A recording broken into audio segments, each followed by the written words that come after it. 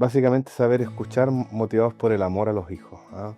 Saber escuchar y contener. Puede que los papás no estén de acuerdo con una vocación religiosa y es legítimo que no estén de acuerdo, así como tal vez no están de acuerdo con otras búsquedas. El punto es que al final la decisión ciertamente es personal. Los padres podrán querer un proyecto para sus hijos y está bien que sea así, pero la decisión final siempre es personal.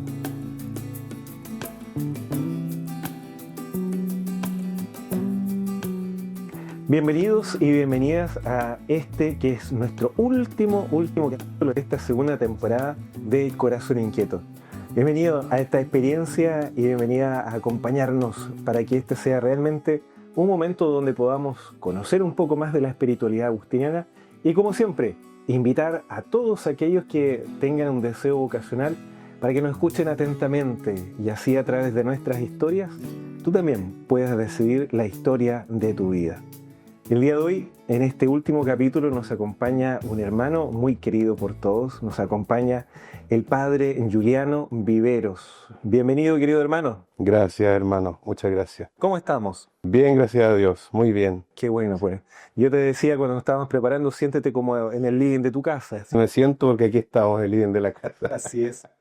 El día de hoy estamos en el living de la casa del convento Santa Rita en San Pedro de la Paz. Y aquí, así como nos acompañó la primera entrevista de nuestro hermano Carlos, hoy día estamos terminando en este lugar. Hermano, el día de hoy vamos a hablar de todo un proceso que hemos ido viviendo y que hemos ido conversando con distintos hermanos sobre los procesos vocacionales y especialmente las etapas formativas que contemplan cada momento. Y ahora queremos como dar un salto, ¿no?, proyectivo. Una vez que uno tiene estas inquietudes y ha pasado por las etapas formativas, después acompaña distintas obras y una de ellas es la parroquia, ¿no? Y de eso queremos hablar el día de hoy contigo, pero antes decirte que hay un recuerdo que quiero traer acá a este lugar. Hace muchos años atrás, en el Liceo Enrique Molina Galmendia, yo recuerdo que me crucé por un pasillo del liceo con un chiquillo que llevaba una cruz grande, ¿no?, casi pectoral, y, y nos habíamos visto alguna vez en la parroquia, ¿no? Pero eso fue ya en la enseñanza media. Desde ahí tengo ese recuerdo tuyo, y de ahí hasta acá han pasado muchos años, muchos años. ¿Cómo empieza tu inquietud vocacional? ¿Cómo empieza ese bichito vocacional? Porque, como hemos dicho en otros momentos, nunca es igual un relato vocacional a otro. Cuéntanos un poquitito cómo fue tu historia vocacional. Bueno, yo la situaría aproximadamente a los 15 o 16 años más o menos. De hecho, mi primera conversión vocacional fue con la religiosa agustina, la hermana Conchita, quien asesoraba a la comunidad de Nuestra Señora del Carmen por entonces en Bocasur. Actualmente existe allí la comunidad San Agustín. Y le comenté a ella muy sencillamente, digamos, lo que sentía en mi corazón, no sabía bien cómo expresarlo. Le dije, hermana, yo quiero ser sacerdote. Fue como lo primero que dije. No tenía muy claro por entonces la diferencia entre religioso o fraile respecto de sacerdote, pero sí sentí un llamado muy fuerte, muy potente, sobre todo por el tema pastoral y diría que la pastoral sacramental, la celebración de la Eucaristía, etcétera. De hecho, ella me preparó para ser acólito y ella junto con el padre Patito jugaron un papel muy importante en mi vida a propósito de esta inquietud ocasional. Yo veía al padre Patito y la verdad es que me emocionaba y me motivaba. Y así entonces comencé, por idea de la hermana Conchita, a tener algunos diálogos con el padre Osvaldo, me derivó con él para tener estas conversaciones vocacionales. Primero los encuentros de acólito y luego en estas conversaciones más de tipo o de corte vocacional. Ahí fue donde él me invitó a participar en las jornadas, por ejemplo. ¿M? Y fue así entonces como partió, digamos, una primera aproximación con los hermanos de la provincia, particularmente los hermanos de la Casa de Formación. Y comenzó entonces, digamos, un camino de búsqueda, al punto yo diría que hay una experiencia que fue para mí muy importante por entonces, debe haber sido el año 99 tal vez, si no me equivoco, vino el por entonces padre general de la orden, Miguel Ángel Orcasitas. Nos visitó en estas reuniones que teníamos con el padre Osvaldo los días miércoles y nos dirigió un mensaje a propósito de la búsqueda vocacional. ¿Y te acuerdas qué fue lo que...? Sí, claro, me impactó. Yo estaba con este tema de sí o no, estaba como medio confundido, enredado, digamos, incluso diría medio ansioso frente al tema. Y él dijo así, jóvenes, no tengan miedo a seguir al Señor. Cuando Él llama, espera una respuesta. Respondan al Señor. Digamos que eso era como lo elemental de su mensaje. Seguramente hubo palabras más, palabras menos, pero eso, con eso yo me Y quedé. eso te quedó marcado y te quedó grabado. Ciertamente, y eso me motivó a continuar, digamos, con esta búsqueda, buscando por aquí, por allá, digamos, con el tema vocacional. Me acuerdo que busqué un acompañante espiritual por entonces, quien me ayudó mucho. De hecho, después de las clases en el liceo me iba donde este sacerdote una vez al mes y me acompañaba en el discernimiento. Y así fuiste haciendo tu camino y tu proceso. ¿En algún momento hubo algo que te dijo o te dio cierta seguridad para tomar la decisión y postular a casa de formación? Porque a veces muchos de los que tienen inquietud vocacional, hay algo que les complica y que nos ha pasado a nosotros, a muchos en realidad. Eh, ¿Cómo saber si es que esto que siento, este llamado, es un llamado real para la vida sacerdotal, la vida consagrada? ¿Cómo tener la certeza? Y a veces uno lo ora mucho, lo reza mucho, pero hay algo que siempre nos provoca como cierta inseguridad a esa respuesta. ¿Hubo algo a ti que te dio un poco más de seguridad? Curioso porque me hacía muchas preguntas, entonces quise en cierta ocasión plasmar esas preguntas y me hice un cuestionario a mí mismo. Me hice varias preguntas, entre ellas qué significaba el Señor para mí, qué entendía por vocación, qué diferencia entendía yo por ser religioso, ser sacerdote, ser diocesano, que también era una opción por aquel momento.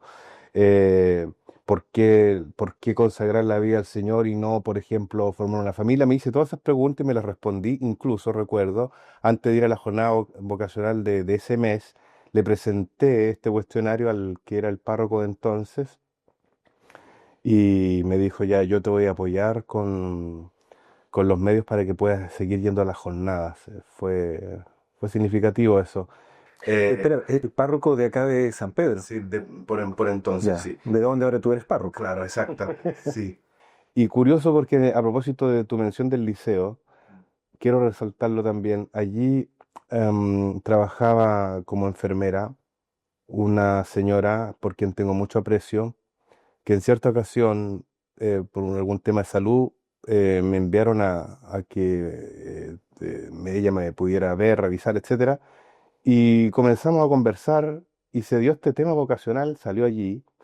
Y curioso porque para las jornadas, primero, prevocacionales, ella me dijo, oye, pero qué bien, sabes que yo quisiera ayudarte para que sigas con esto de tu discernimiento. Tenía 16 años, iba a las jornadas prevocacionales y dijo, yo quiero ayudarte con los pasajes para esa jornada. Y así entonces se comenzó a desarrollar, digamos, esta experiencia de a poquito. Eh, pero a propósito de la pregunta, ¿cómo llegar, digamos, a esta certeza? Como digo, eh, se instaló en mi corazón esta inquietud, este deseo que no sabía bien cómo interpretar en todo caso. De hecho, en general soy como de pensar mucho las cosas, ver los pros y los contras y a ver cuál es la mejor opción. Entonces, me ayudó de alguna manera este cuestionario, pero también, por cierto, diálogos concretos con personas concretas ayudan, yo diría, a dilucidar ciertas cosas, a despejar ciertas incógnitas. Pero por otra parte, curioso porque yo hablé, recuerdo, con la hermana Conchita, me acuerdo de ese primer diálogo vocacional con ella, y le dije precisamente, pero ¿cómo saber si esto es mi vocación o si es simplemente una idea mía o una obsesión o algo parecido? Y siendo honesto con lo que sentía también. Y ella me dijo, mira, si tú sientes este llamado así como tan fuerte como yo veo que lo estás sintiendo, y, y quizá el Señor no te está llamando, pero tú sientes esto tan fuerte, pídele al Señor que te regale la vocación. Y me confesó ella, yo hice eso. le pedí al Señor que me regalara la vocación a la vida religiosa, Como un don, ¿no? como un don. Y de allí en adelante, yo todos los días le pedí al Señor que me regalara la vocación, se lo decía en oración. Y después incluso me hizo mucho sentido, por ejemplo, la vocación de Isaías. ¿A quién he de enviar? Aquí estoy, Señor, envíame a mí. ¿Ah? Con esto que soy, digamos, ¿ah? Pero aquí estoy. ¿M? Y después, claro, después de ingresar a la comunidad, a la casa de formación, después de tener lo relativo al acompañamiento espiritual, psicológico, los estudios, la experiencia comunitaria, todo eso me llevó a la conclusión finalmente de que el Señor me había llamado y por lo tanto mi oración cambió. El contenido ya no era, Señor, regálame esta vocación, sino que ayúdame a ser fiel a esta vocación. La permanencia. Sí, el permanecer firme, fiel. A tu deseo también. O sea, podríamos decir que la compañía es muy importante. Sí, La compañía de otros en este camino de discernimiento es fundamental. sí, claro, Y la compañía de alguien que sabe, que ha vivido este tipo de experiencia. exacto, es la experiencia también que vive Samuel precisamente, pues su referente, Elías le ayuda, Eliseo le ayuda a discernir cuando escucha esta voz, ¿cierto? Y que es el Señor que lo está llamando, pero no sabe quién lo está llamando o a quién lo está llamando. Y esa experiencia de un hermano mayor, por así decirlo, lo ayuda a dar una respuesta. Y precisamente quienes ya han tenido una experiencia previa ayudan a quienes están iniciándola para también ellos comenzar a formular una respuesta, cualquiera sea esta, pero elaborar una respuesta. Y a propósito de respuestas, uno va viviendo esta respuesta en la vida consagrada, también a través de los votos, que uno los pide y los vive a través de la vida cotidiana, el día a día. Si pudiéramos unir esa experiencia de los votos con la felicidad, ¿no? ¿Cuál de estos votos de pobreza, castidad, obediencia ha alegrado tu corazón en tu vida? ¿Cuál sientes que te ha hecho también, porque hemos hablado de la vida de los votos como una experiencia de libertad, ¿no? Muchas veces uno dice como que fue una realidad que uno lo restringe como ser humano y como hombre en el caso de nosotros. Pero, ¿cómo te ha hecho feliz el vivir tus votos? Bueno, yo diría que lo primero que hay que señalar que para nosotros la experiencia de los votos tiene una doble dimensión. Es un acto jurídico, ciertamente hacemos un acto formal mediante una firma, ¿verdad? De que nos comprometemos delante de Dios y de la comunidad a vivir en pobreza, castidad y obediencia, pero al mismo tiempo una realidad carismática, es un don de Dios en donde cada uno, por cierto, trata de dar lo mejor de sí, por una parte, pero por otro siempre está la gracia de Dios que te ayuda en ello. Yo diría que en su conjunto, los tres votos ay- me han ayudado a vivir sobre todo la dimensión comunitaria, ¿ah? Porque precisamente eh, el tener los bienes en común, no teniendo nada como propio, o por ejemplo el voto de la castidad, estando dispuesto para la vida comunitaria precisamente, abocado completamente a Dios en la experiencia comunitaria, o la obediencia, promoviendo también, por cierto, un espacio de encuentro con el Señor desde la humildad, Cristo obediente.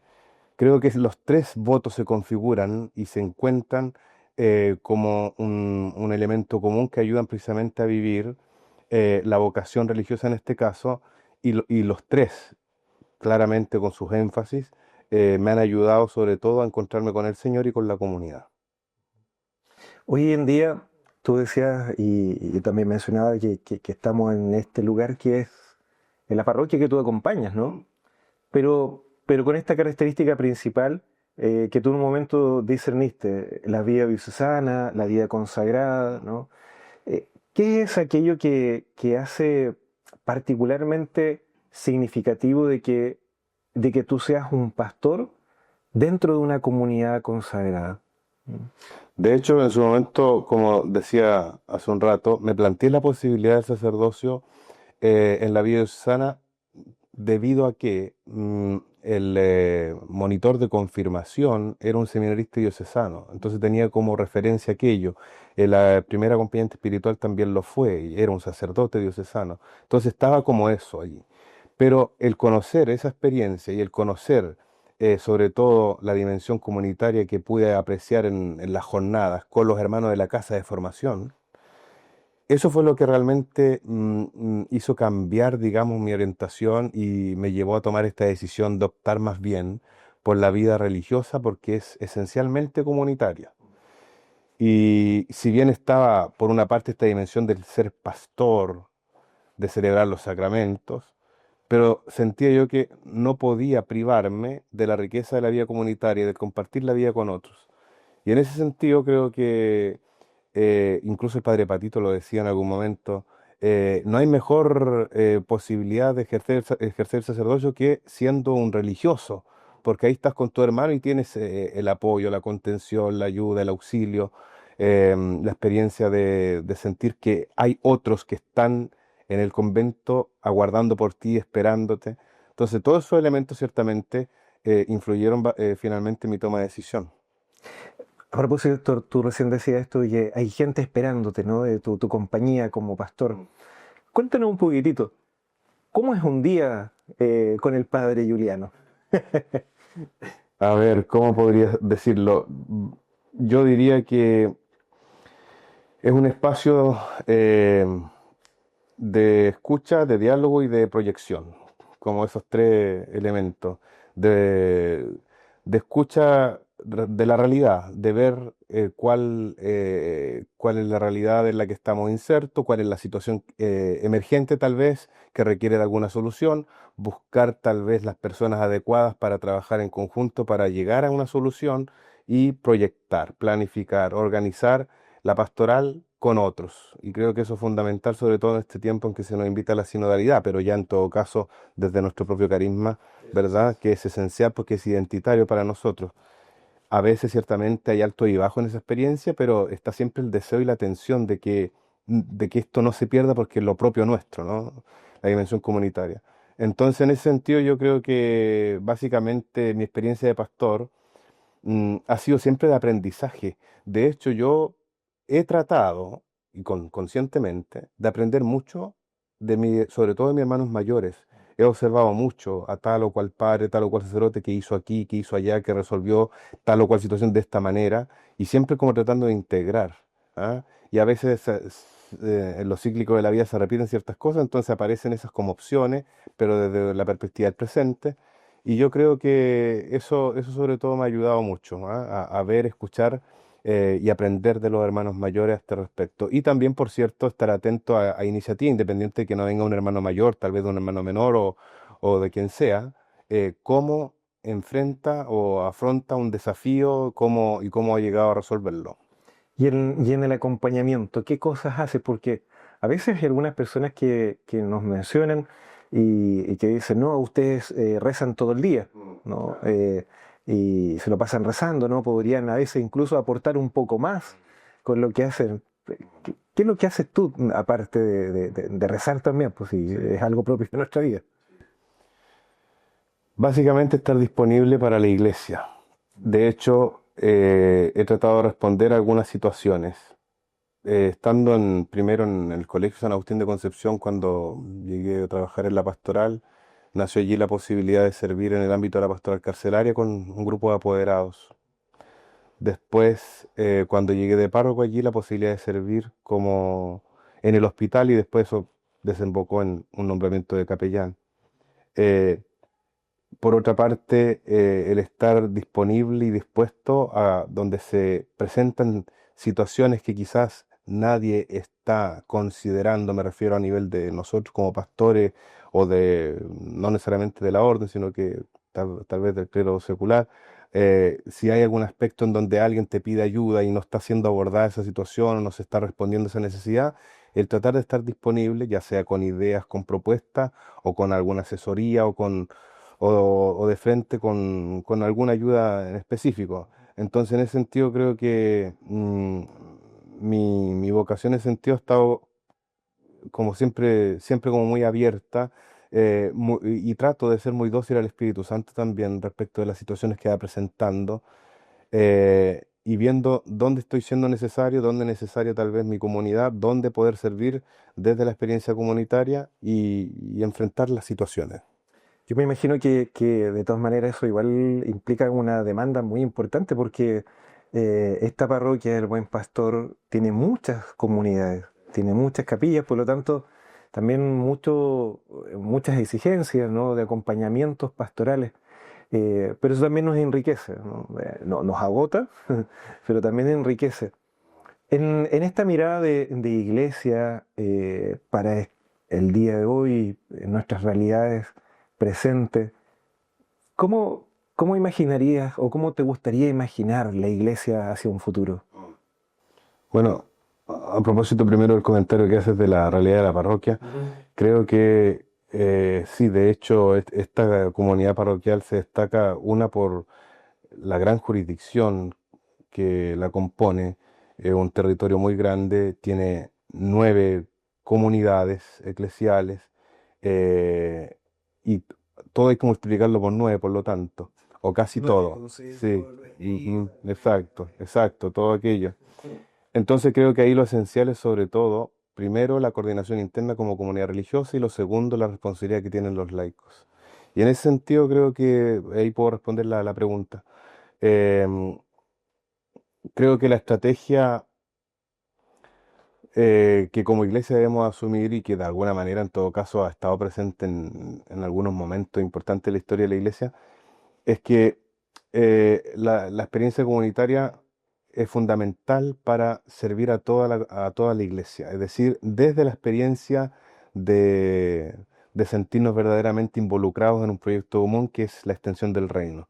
Si entendemos que ese que es nuestro proyecto por ser bautizados y todos ponemos lo mejor de nosotros, nuestros carismas, nuestros dones, nuestros talentos al servicio de la extensión del reino de Dios y cada quien desde sus ministerios, cada quien desde su estado de vida, creo que de esa manera podemos contribuir verdaderamente, mm, por ejemplo, la sinodalidad dentro de la iglesia, una mayor comunión, participación y llevar adelante juntos la misión. Un mayor involucramiento, compartir los dones y compartir también juntos nuestros sueños, que es el sueño de Dios también. Y para eso me imagino que se necesita mucho de apoyo de la familia, de personas particulares y también familias que van ayudando a construir también ese sueño. Dentro del espacio de la familia, ¿qué le recomendarías tú a una familia que de pronto tiene en su hogar un hijo, una hija con inquietud ocasional o, o incluso que no lo hayan verificado o identificado en su hogar, pero ¿qué consejo le darías tú a una familia para que pudiera promover la vocación a la vida consagrada, masculina, femenina, a la vocación sacerdotal? Sí. Yo diría primero escuchar, acoger lo que el hijo o la hija quieren sincerar respecto de lo que sienten en su corazón y escuchar con apertura, sin prejuicios. De hecho, recuerdo la primera vez que le dije a mi mamá, por ejemplo, que quería ser sacerdote, que fue como a los 15 o 16 años, me dijo, no, me dijo inmediatamente, no. Pero es lo que yo sentía, pues, sí, claro. Y de hecho ella reconoce que, entre comillas, me soltó, porque igual tenía 18 años cuando ingresé, me soltó la primera vez que vinimos como casa de formación a vivir Semana Santa precisamente al Buen Pastor y me vio cómo me relacionaba con los hermanos, la alegría con la que andaba con ellos para allá y para acá, esto de pasarla junto y sintió que estaba feliz. Y ahí como que hizo esto de soltarme. De hecho, ¿El hijo está bien? Yo claro, estoy bien. exacto. De hecho, ella se consolaba con mi abuela materna, quien influyó también en mi vocación religiosa. Se consolaba con mi abuela materna, las dos lloraban, etcétera, cuando me fui a la casa de formación y mi abuela le decía, él está bien y tienes que apoyarlo. Ese era como su mensaje. Entonces, en esa perspectiva creo que es muy importante básicamente saber escuchar motivados por el amor a los hijos, ¿ah? Saber escuchar y contener. Puede que los papás no estén de acuerdo con una vocación religiosa y es legítimo que no estén de acuerdo, así como tal vez no están de acuerdo con otras búsquedas. El punto es que al final la decisión ciertamente es personal. Los padres podrán querer un proyecto para sus hijos y está bien que sea así, pero la decisión final siempre es personal. Y lamentablemente hemos visto que a veces cuando algunos hijos han seguido, digámoslo así, el proyecto de vida que sus padres tenían pensados para ellos, como por cumplirle. Después hacen su propia búsqueda, pero en ese intertanto no son verdaderamente felices. y buscan de alguna manera ir compensando esa carencia, esa experiencia de no sentirse felices o realizados verdaderamente. Entonces, por eso creo que en este sentido, un llamado para los padres sería humildad, por una parte, por otra, escucha y sobre todo apoyar la búsqueda. ¿M? Eso podría decir. Si vamos ya a un tema más, bueno, todo esto ha sido una conversación muy personal, ¿no? Pero un tema más reciente. Mm. Eh, y también como para ir cerrando también este momento de conversación, ¿qué momento reciente te hizo decir, vale la pena haberle respondido al Señor? Es curioso porque hace un tiempo atrás, en diálogo con mi mamá, ella me comentó algo que fue muy importante, que en el seno materno ella me consagró a la Virgen del Carmen por sugerencia de su mamá, de mi abuela materna. Padre Juliano, ¿nos podemos dar un minutito y tal vez puedas contar esa experiencia un poquito más en extensión? Porque yo la conozco y es hermosa. Sí, gracias. Sí, lo que sucedió fue que estaba en peligro de muerte en el vientre materno. Mi mamá ya había tenido una o dos pérdidas antes de mí. Y entonces mi abuela le sugirió que me consagrara a la Virgen del Carmen. Y ella lo hizo y se vistió de café todo el embarazo. Y la cosa es que, bueno, lo primero que hizo, por supuesto, cuando nací fue verme, tocarme, que no me faltara ni una parte de mi cuerpo. Sí. El susto de las mamás, lo primero que hacen. Sí, exacto. Y bueno, y de allí es curioso cómo la Virgen del Carmen ha estado presente en mi vida, pero hoy día puedo decir que siempre ha estado presente, pero que yo no era consciente de eso, y que lo fui haciendo consciente por distintos hitos dentro de mi vida, o a lo largo de mi vida. Por ejemplo, un hito que hice consciente cuando el padre Patito me impuso por primera vez el escapulario como a los 10 años. Eso ya para mí indicaba algo. Otra cosa, el pertenecer a la capillita de Nuestra Señora del Carmen, también indicaba algo. Otra cosa, el ingresar finalmente a la Orden de San Agustín, que trajo la devoción carmelitana a Chile. Eso también indica algo, ciertamente. Por otra parte, el hecho de poder haber sido, de poder haber tenido mi retiro de discernimiento para la ordenación diaconal en las Carmelitas, no habiendo encontrado ningún otro lugar, y la última opción fue esa, y las puertas estaban abiertas para ir a hacer allí mi retiro, y ahí con las Carmelitas. Y así otra serie de signos y en donde ha estado presente la Virgen del Carmen y que, como digo, lo he hecho consciente. Ahora, sin lugar a duda, me lo digo a mí mismo y se lo digo a la madre, debería ser un hijo más fiel de su devoción, de buscarla más, de rezarle más, de venerarla más, darla a conocer más. Siento que en eso estoy en deuda con ella, pero de verdad siento que he sido consagrado a la Virgen desde el seno materno, y por eso, a propósito de la cita que hacía delante de Isaías, también me hace mucho sentido la consagración desde el vientre materno de Jeremías.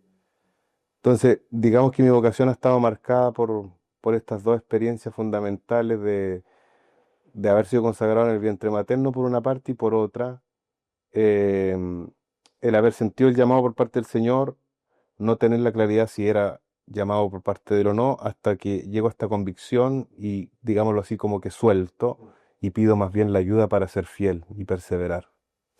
Algo nos ibas a contar sobre esto último que había pasado con tu mamá. Esto de un signo, un momento que te ha hecho decir, vale la pena haber respondido al Señor. Sí, lo que pasa es que cuando tomé conciencia, porque yo no tenía idea de esto de la consagración en el vientre materno, entonces hizo sentido toda esta búsqueda, digamos, en estas coordenadas que el Señor me permitió, digamos, ver con más claridad respecto de cómo me estaba me llamó desde el vientre materno y cómo después me fue llamando en el tiempo, en la historia, digamos, en la historia de mi vida. Entonces, ese signo de haber tomado conciencia, de haber tenido ese diálogo con la mamá fue como importante, porque primero no era algo común de hablar de Dios con ella o con mi papá o con mi hermano. Sí, ellos veían en mí estos elementos, de hecho cuando niño me veían celebrar misa con mi hermana, cosas así. eh, y veían algo, ¿no? Un signo. Sí, pero después el haber hecho consciente esto, creo que de alguna manera, entre comillas, como que cerró un ciclo de lo que se había abierto a causa de una posible muerte en el parto, como por otra parte el haber respondido a una vocación. Ahora, ciertamente, esta historia no ha acabado y llegará a su plenitud, Dios mediante, en la vida eterna.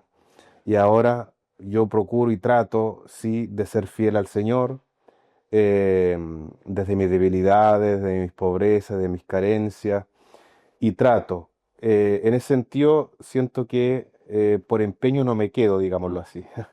Ciertamente he tenido mis desaciertos, pero trato de ser fiel al Señor y sobre todo cuando siento la necesidad, creo que eso también es importante, pido ayuda algún hermano importante o que ha sido importante tal vez en mi caminar, ya sea para hablar o para desahogarme o para pedir consejos. Siempre trato de pedir consejos y creo que eso me ha ayudado mucho en la vida religiosa. Qué bueno, mira, tú nos has hablado de algunos textos bíblicos y algunas imágenes que te han acompañado. Quisiera terminar con esto, ¿no? Si pudieras resumir tu vocación en una sola frase o una sola imagen, ¿cuál sería y por qué? Es una pregunta que le hemos hecho también a todos los que nos han acompañado en estas conversaciones. Como frase, me hace mucho sentido lo que le dijo el Papa Juan Pablo II a los jóvenes en Chile en su visita a nuestro país el año 87. Ujú.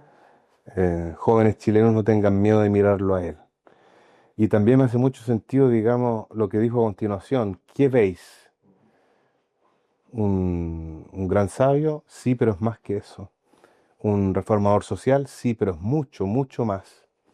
Y creo que esa búsqueda precisamente con el Señor, que es maestro, que es hermano, em, que es fuente y que es fundamento, es como lo que me ha ayudado en mi experiencia vocacional. Entonces, ese no tengáis miedo de mirarlo a Él, me remite también a lo del padre Orcasita, Miguel Ángel Orcasita, cuando nos dijo lo que comentaba: jóvenes, no tengan miedo de seguir al Señor, respondan a su llamado. Entonces, digamos que me ha hecho sentido esa imagen, esa elocuencia y esa fuerza con la que el Papa también, por cierto, dice todo aquello, la convicción, la fuerza, la pasión con la que dice y estremece. Entonces yo diría esa imagen, incluso me atrevería a transmitirlo como un mensaje vocacional, el que no tengamos miedo de mirar al Señor, no tengamos miedo de seguirlo, porque verdaderamente en Él encuentra sentido nuestra vida cuando somos sinceros en el seguimiento de su persona. Nos quedamos entonces con esa invitación, con esa tremenda llamada y también desafío a no perdernos en nuestras respuestas y decirle que sí al Señor, hacer un camino con Él. Con esta frase, Padre Ireno, vamos a terminar nuestra, no solamente entrevista, sino que también nuestra segunda temporada. Y bueno, tal vez veremos si hay una tercera temporada. Ojalá que sí, y ojalá que todos nos podamos volver a encontrar con otros temas desde nuestra espiritualidad agustiniana, abordando también con hermanos, con otras personas que nos acompañan en nuestra vida cotidiana de fe y también en ejercicio pastoral. Les quiero dar las gracias a todos por acompañarnos ya durante estas dos temporadas y animarnos como siempre, animarnos a que podamos en cualquiera de la vocación que el Señor nos esté regalando como don, pero particularmente en la vocación a la vida consagrada, a la vida sacerdotal, a que podamos atrevernos a discernir esa vocación. Siempre hay que darle respuestas a Dios, como lo hizo también el Padre Juliano. Muchas gracias y aprovecha de contactarnos. Van a aparecer aquí en esta franja todos los contactos que tenemos y aprovecha de contactarnos. En el mes de abril vamos a tener nuestro primer encuentro vocacional, así que te invitamos a que te pongas en contacto con nosotros y podamos hacer juntos una búsqueda de Dios. Que estén muy bien y nos encontraremos, si Dios quiere, en otra temporada. Muchas gracias.